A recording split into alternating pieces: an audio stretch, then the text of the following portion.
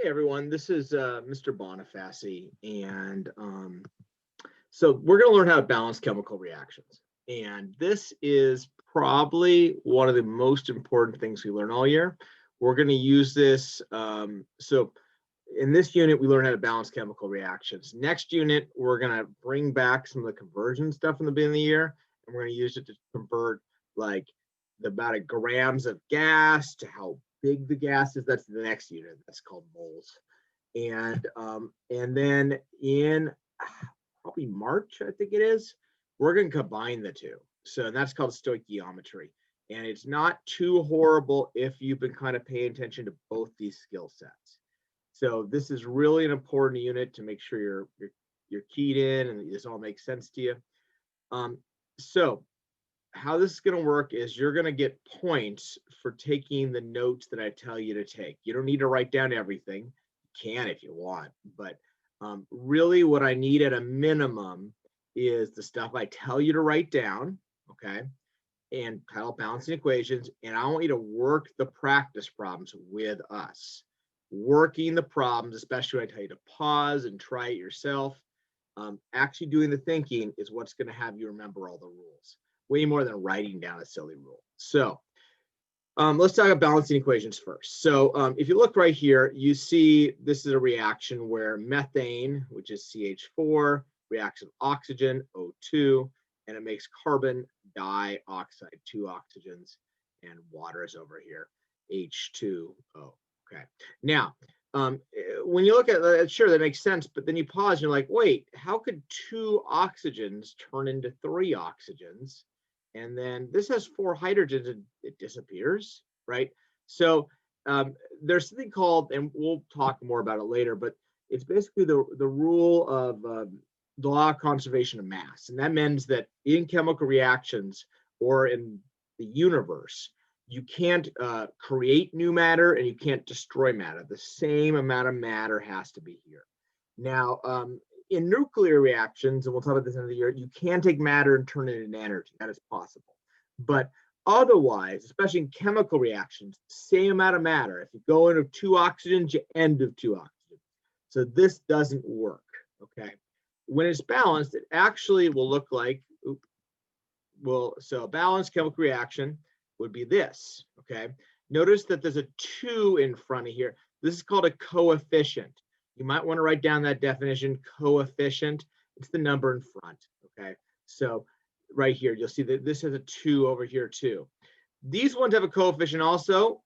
Nothing is a secret 1. That's a secret 1 right there. So before we've always assumed 1. Now we're saying, well, now you're going to have 2 of those and 2 of those, okay? So that's a balanced chemical reaction. Now, again, these are the reactants and the products. The same amount for the reactants and products need to be equal to each other. Okay, here's what that looks like visibly. Okay, notice that there are 2 O2s. That means 2 of the entire unit. So it's like a multiplier. 2 times 2 means there's 4 oxygens. Okay, and this is 2 waters. So that's 2 times 2, 4 hydrogen. That makes sense. And 2 times 1 is 2 oxygen.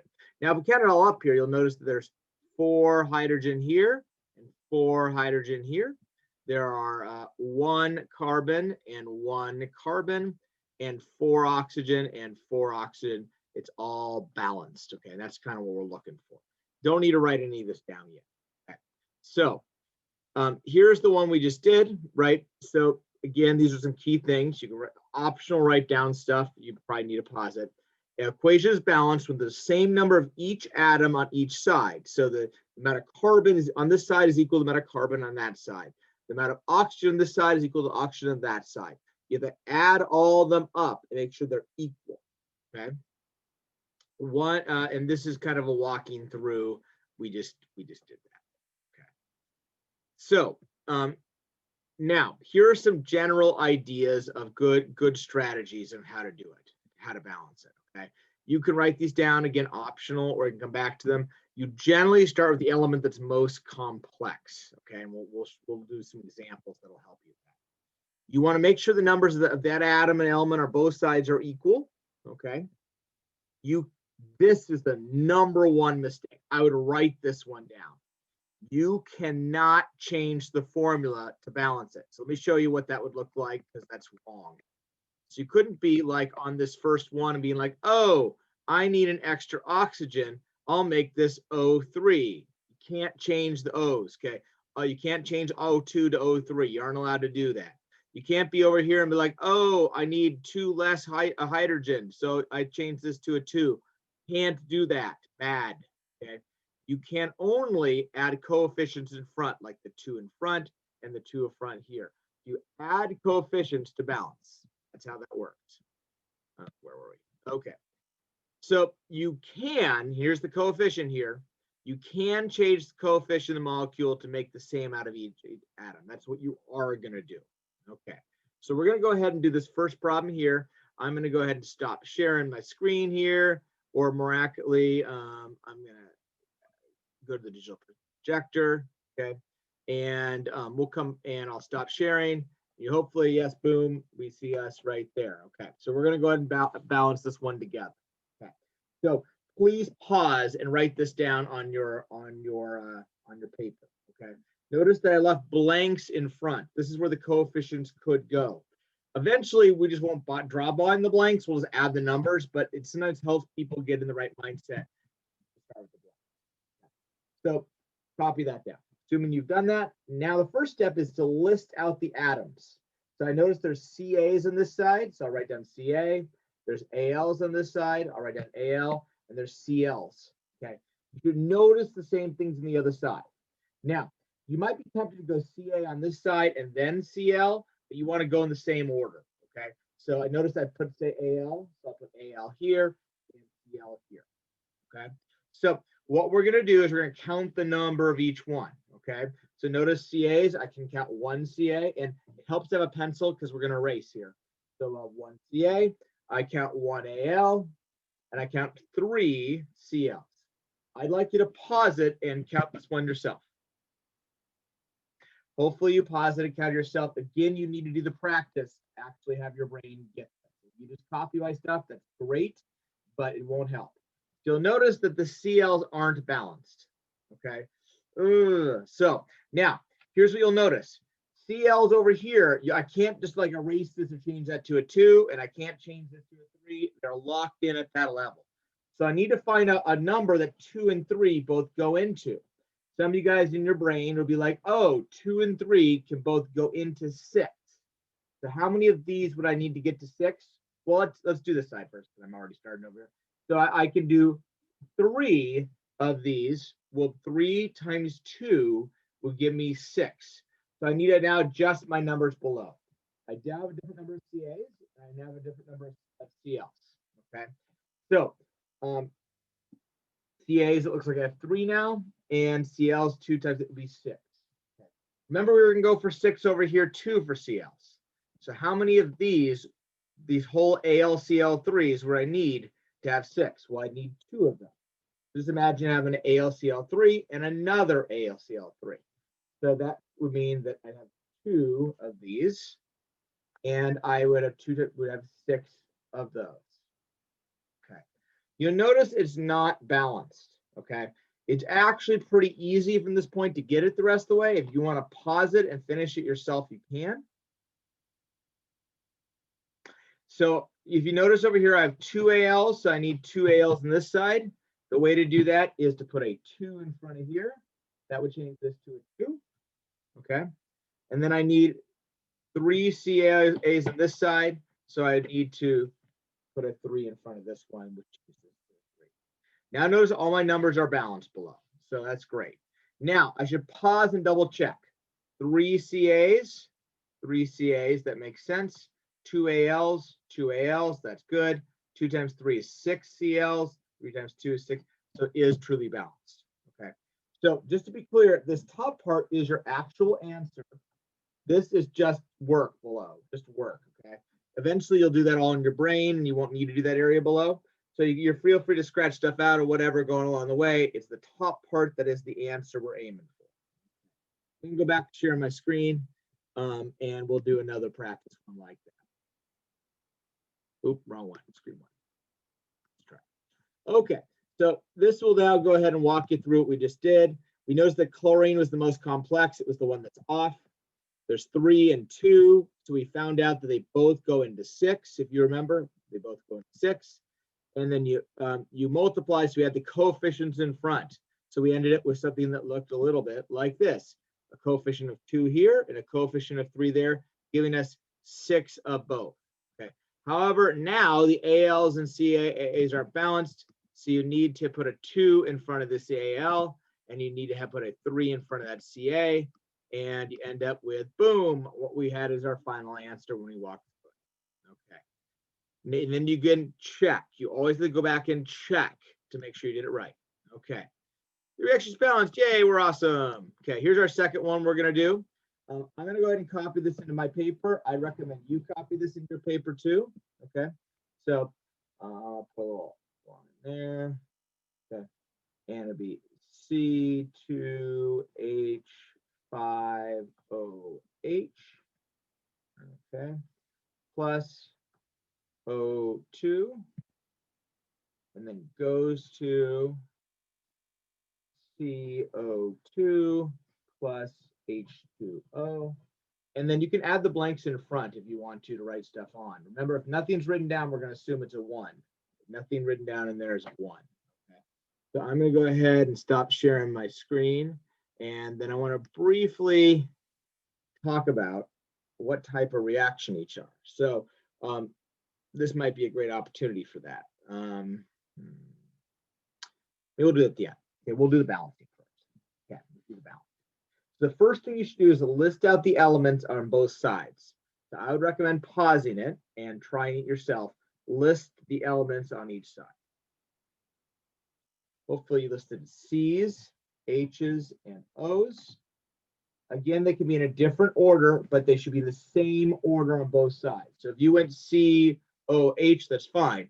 As long as your C's are at the same level and H's are. If they're not on the same level, it's very easy to count wrong. So I go ahead and pause it and try counting on both sides. How many are on both sides right there? And you should hopefully have counted 2 C's. Okay. When counting H's, notice that there's 5 here, and that makes 6 H's. They're all together here. And for O's, that's 3. Okay. And over here for C's, it looks like we have only 1 C. It looks like we have 3 O's and 2 H's. Okay. So you now have to ask yourself, well, what's off by? Okay. Well, we clearly need more C's over here or more H's. Okay. So you can go either way. So it'll be up to you. I'll start with C's just randomly. You could have started with H's. So if I want 2 C's, go ahead and you'll pause it and try to put down 2 C's yourself. I want to balance C's. Remember, you can't change how many C's. You cannot do there. Boom, we're awesome. You can't do that. Legal action. You can only add a coefficient in front. So I put a 2 here. Okay, that means 2 times C is 2. That's going to change our O's. Okay, 2 times 2 is 4 plus 1. Now we have 5 O's. Now you're like, should I balance O's? Well, you could try balancing O's, but notice that when we change H's, it's also going to change O's. So maybe we should do O's last. Okay. So moving ahead into H's. If we want 6 H's, think about what would you need to put here. Give your 6 H's. Go ahead and pause and try yourself. So hopefully you thought about give yourself that 3 here. So 3 times 2 will give you 6. 6 H's. Okay. Now you have to recalculate the O's. So I'd pause and try it yourself. This is a really common mistake here to miscount. So try counting the O's yourself, and I'll show you what I got. The correct answer is 7. So 2 times 2 is 4, plus 3 times 1 is 3. So 4 plus 3 is 7. Okay. Now, we clearly don't have enough. Okay. Now, the question is, how do we adjust that? We need to add more O's on this side. We could adjust here to get more O's, but notice that if you do that, you throw C's and H's off and we'll have to start all over again. You want to add O's, so we're going to use this guy. So notice that you're going to have one O automatically here. So that covers one. So you need to get 6 O's out of this guy. So what number would need to go here to give you 6 O's? Go ahead and put that number down. Hopefully you thought of 3. 3 times 2 gives you 6 plus one more, which is 7. Okay, so it looks like our numbers are balanced, but we should count at the top. 2 C's, 2 C's. 6 H's, 3 times, yep, 6 H's. O's, 6 plus 1, 7. 4 plus 3, 7. So we're balanced on all of them. Remember that this is your answer up here. This is blank. That's fine. A blank is a 1. That means we have one of all this, right? This is just work, okay, below while you're working your way through problems. Okay, so going back to sharing my screen over here. Okay. So going back to sharing my screen, okay. And you'll notice right here that when looking at this, right, hydrogen or carbon, you can go either way. They went with hydrogen. So there's 6. So they went ahead and to get 6, you need to put a coefficient of 3, and they put a 3 in front of here. Okay, that balances the H's. Carbon is the next most complex. You could have done carbon first like we did. That would have been fine. So they put a 2 in front of there, and then make sure that works that way. And then you've got that. Okay, but our O's are out of whack. So they need to work with 7, and they did the same thing like we basically talked through. And then you pause and you check. Okay, so let me see here. Let's see how far we want to go. Oh, let's do this problem too. Okay, which of the following is the correct chemical equation below? Okay, so I'd like you to go ahead and copy down whichever the correct one is below. Okay, so I'm going to copy down the correct one and then write down why is it the correct one? Like, why did you choose that one? Okay, so go ahead and pause it. I think that's almost as far as we're going to go today. We'll go a little bit farther. Go ahead and pause it and write down whichever one you think is the correct one, the one we want to go with. Okay, we'll start by eliminating ones that are wrong. Okay. So this is the equation here, and you can go ahead and balance it if you want to find the balance, or you can look at each of them one. So the first, if you look at number 1 here, okay, what's wrong with this? Oh, let me go ahead and I'll adjust the camera so you can see me. Hey, so what's wrong with this? Well, they changed the formula. You're not allowed to change CaO to CaO2, okay? Obviously, they needed more O's. There's 2 here and there's 1 here. They need another O, but you're not allowed to change the formula. Illegal, bad, don't do that. So that's what's wrong with 1.